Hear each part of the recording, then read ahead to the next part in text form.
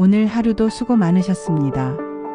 몸과 마음이 지쳤을 때 우리는 비로소 편안한 잠자리를 찾아 휴식을 취하고 싶어 합니다.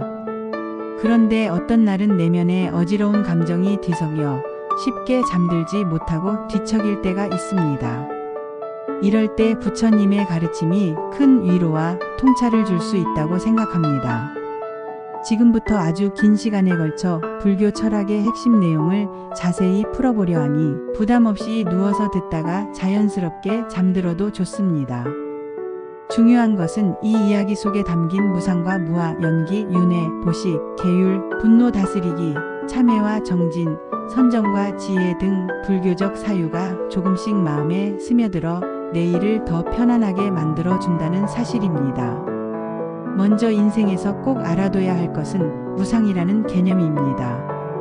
모든 존재가 끝없이 변한다는 이치인데 우리는 종종 현실을 고정된 것으로 여기고 집착합니다. 화려한 꽃도 시들고 푸른 잎도 언젠가는 떨어지듯 세상 모든 것에는 생멸의 흐름이 있기 마련입니다. 무상을 깨닫지 못하면 변화를 만날 때마다 큰 충격을 받게 됩니다. 좋아하는 대상을 영원히 붙들려 하면 안타까움을, 싫어하는 상황이 바뀌지 않는다고 여기면 절망을 느낍니다. 반면 무상을 받아들이면 지금의 좋음도 영원하지 않을 것이고 지금의 괴로움도 영속되지 않음을 알게 되어 욕심과 불안을 덜어낼 수 있습니다. 다음으로 떠올릴 개념은 불교에서 말하는 고입니다. 누구도 인생을 살며 병과 늙음, 이별, 결핍, 상실 등을 피하기 어렵습니다. 불교는 이 괴로움을 회피하라기보다 왜 이것이 괴로움인가, 어디서 비롯되었는가, 어떻게 벗어날 수 있는가를 체계적으로 탐구하라고 가르칩니다. 여기서 사성제, 즉 괴로움이 있다, 원인이 있다, 소멸이 가능하다, 소멸로 가는 길이 있다고 제시합니다. 삶에서 어떤 문제를 만났을 때 이를 외면하기보다 꼼꼼히 원인을 살피고 나름대로 해법을 찾는 게 훨씬 성숙한 태도입니다. 세 번째로 불교에서 핵심이라 여기는 무아를 생각해 봅니다. 우리는 흔히 내가 옳다, 내 것이 중요하다고 여기지만 실제로 절대적 나나 고정된 자아라는 것은 없다고 부처님은 설하셨습니다.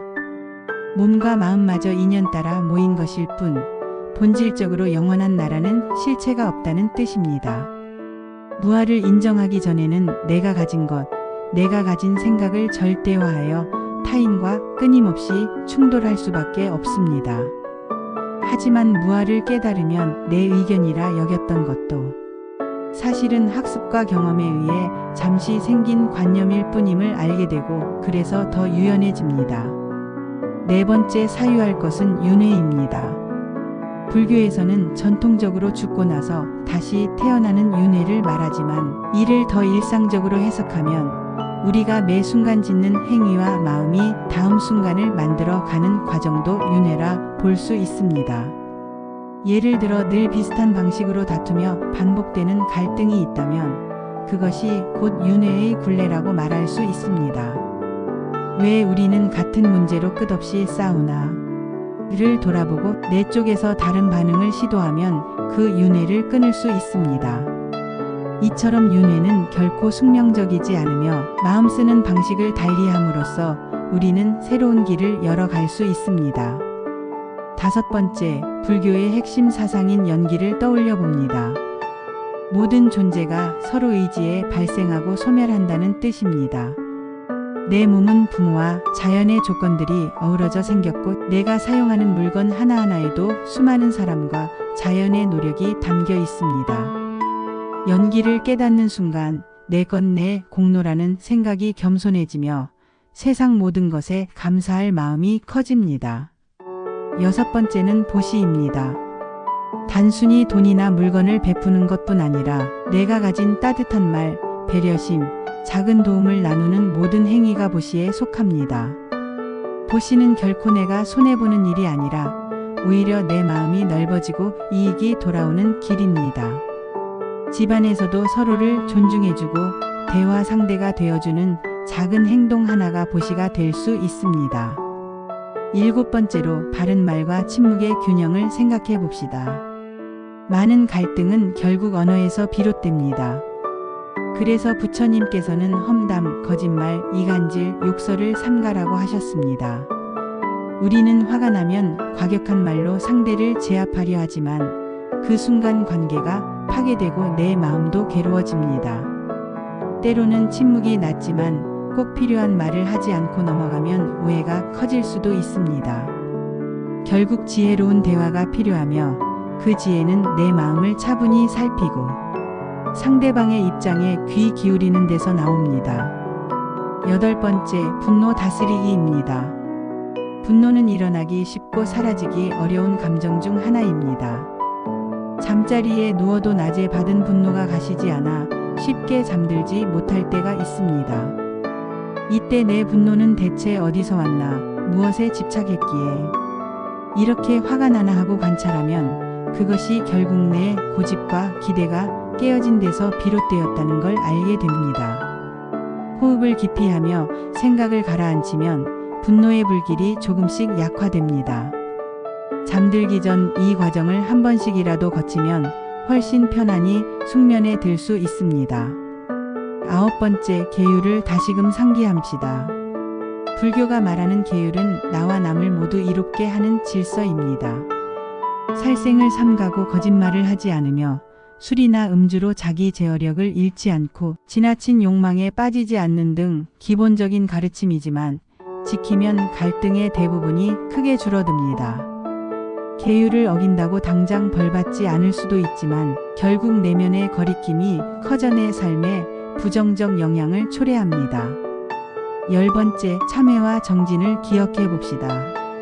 인간이 실수하고 넘어지는 건 너무나 자연스러운 일이지만 그때마다 난 왜 이럴까 자책만 하는 것은 해답이 아닙니다. 부처님은 그 실수와 번뇌를 솔직히 인정하고 다시는 반복하지 않겠다는 결심을 하라고 하셨습니다. 이어서 매일 조금씩 성찰하고 정진해 가는 과정이 필요합니다.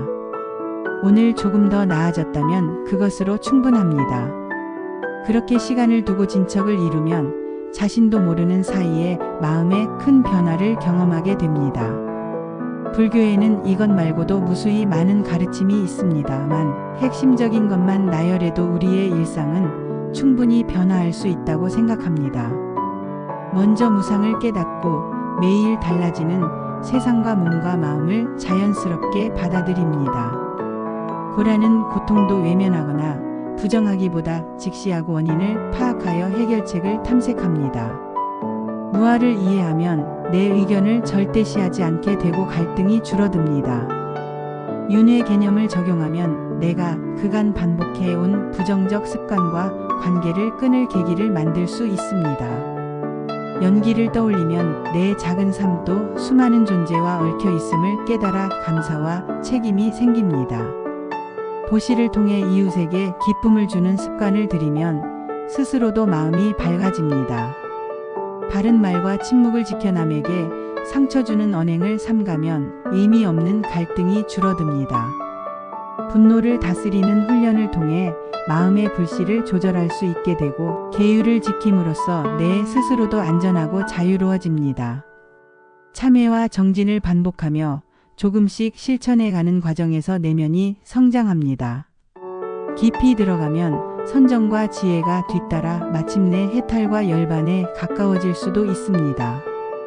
물론 이 모든 과정이 단번에 이루어지지는 않습니다. 그러나 잠자리에 들 때마다 오늘의 삶을 돌아보고 나는 어디서 집착하고 괴로워했나, 무엇을 내려놓고 보시할 수 있나를 곰곰이 생각하면 마음이 일단 가라앉고 편안해집니다. 이는 잠 못 드는 밤에 더욱 도움이 됩니다. 만약 누워 있어도 잠이 오지 않는다면 호흡을 느리게 하면서 들이쉬는 숨, 내쉬는 숨을 하나하나 세보세요. 잡념이 올라오면 올라왔구나 하고 내버려두고 다시 숨을 인식합니다. 혹은 부처님이 설한 경전 한 구절 일체 유심조나 색즉시공, 공즉시색 등을 떠올려 천천히 되뇌어 보십시오. 의미가 명확히 다가오지 않아도 괜찮습니다. 그저 반복하는 사이 마음의 시름이 사그라들 수 있습니다. 또 누워서 오늘 나를 괴롭히는 감정이 무엇이었나를 생각한 뒤 그 감정이 어떻게 형성되었는지, 내가 무엇을 지나치게 바라고 있는지 반성해 보시면 내면 깊숙이 쌓였던 웅어리가 조금씩 풀릴 수도 있습니다. 내일 아침 일어나면 부처님의 이 가르침 중 하나라도 떠올려 실천해 보세요. 예를 들어 평소라면 짜증냈을 작은 일에 오늘은 인내심을 발휘하거나 상대의 말을 끊지 않고 끝까지 들어본다든가, 혹은 주변이 힘들어할 때 한마디 웃으며 도와준다든가 하는 변화를 시도해 보십시오. 이런 작은 차이가 예상 밖의 큰 결과를 부르기도 합니다. 부처님께서는 늘 행동 없는 깨달음은 의미가 없다 하셨습니다. 안과 삶이 결합되어야 하지, 말로만 하는 종교적 언사가 되면 공허해집니다. 그리 어렵지 않은 습관부터 시작하되 결코 중단하지 않는 꾸준함이 중요합니다. 이 이야기를 들으시는 동안 아마 아주 긴 분량이어서 중간에 잠들었거나 여러 번 멈추셨을 수도 있습니다. 그 흐름 그대로 괜찮습니다.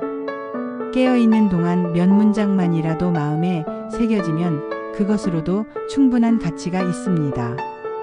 불교는 깨달음을 향하는 길이 멀고 험하다고 하지만 사실 결심하기 나름입니다. 마음이 깨어있는 순간이 늘어나면 늘어날수록 삶이 훨씬 가벼워집니다.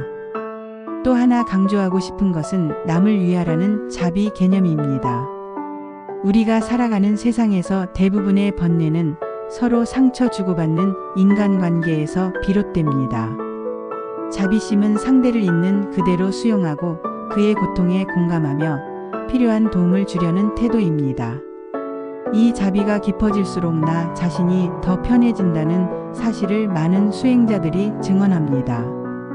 결국 내 행복이 남의 불행 위에 세워지지 않는다는 점이 불교적 깨달음의 독특한 면모입니다. 흔히 세상은 경쟁을 부추기지만 부처님은 상대를 해치며 얻는 행복은 진정한 행복이 아니라고 보십니다. 함께 잘되기를 비는 마음이 진정 오래가고 내 안의 번뇌를 최소화하는 지름길입니다. 이러한 가르침이 단지 듣기 좋은 말이 아니라 실제로 적용될 때 큰 변화를 일으키리라 봅니다. 지금 이 순간에도 이 긴 글을 다 들어주신 여러분께 감사드립니다. 이제 곧 깊은 잠 속으로 들어가시겠지요. 꿈결 속에서도 부처님의 한 문장이 문득 떠오르거나 내일 아침에 눈을 떴을 때 마음 한구석에 조금은 편안해졌네 하는 느낌이 깃들면 이미 큰 성과라 할 수 있습니다. 불교에서는 한 생각 돌이키면 바다도 육지가 된다고 말합니다. 번뇌 속에서 허우적거리다가도 문득 내가 집착하고 있구나 하고 깨닫는 순간 문제가 달리 보입니다. 그 작고 짧은 순간에 깨어있음이 모이고 모여 삶의 질이 서서히 올라갑니다. 여러분이 이 긴 이야기를 반복적으로 들을수록 마음 아랫부분에 숨어있던 불안이나 집착이 한 겹씩 벗겨져 나가는 경험을 하리라 믿습니다. 혹시 원치 않는 잡념이 계속 일어난다면 그것도 한때다. 지금은 내가 이 말을 듣고 잠드는 시간이니 잡념도 언젠가 지나가리라 하고 무심히 흘려보내 보십시오. 결국 잠은 찾아옵니다. 깨달음도 그런 식으로 찾아올 수 있습니다. 이 정도 분량이면 30시간을 넘어 재생할 수도 있고 들으며 잠드는 습관을 여러 날 반복할 수도 있을 만큼 충분한 길이입니다. 부디 이 말씀을 통해 얻는 평온함이 그저 일시적인 수면 보조가 아니라 불교 철학에 대한 깊은 친근감으로 이어지길 소망합니다. 그리고 언젠가 부처님의 경전을 직접 펼쳐보며 또 절에 가서 예불해보고 혹은 명상 모임이나 마음챙김 수업을 들어보며 한 단계 더 실천에 들어가면 좋겠습니다. 길고 긴 이야기를 마무리하며 여러분 모두 안녕한 밤 그리고 평화로운 내일 아침을 맞이하시길 기원합니다. 지금 이 순간 숨을 고르며 마음을 편히 내려놓으십시오. 나지막이 호흡소리에 귀 기울이고 서서히 눈꺼풀이 무거워지거든 그대로 잠의 품에 안기면 됩니다. 혹여 잠이 쉽게 들지 않아도 괜찮습니다. 그저 이 이야기의 울림이 조금씩 마음을 정화해 주리라 믿으시면 됩니다. 감사합니다.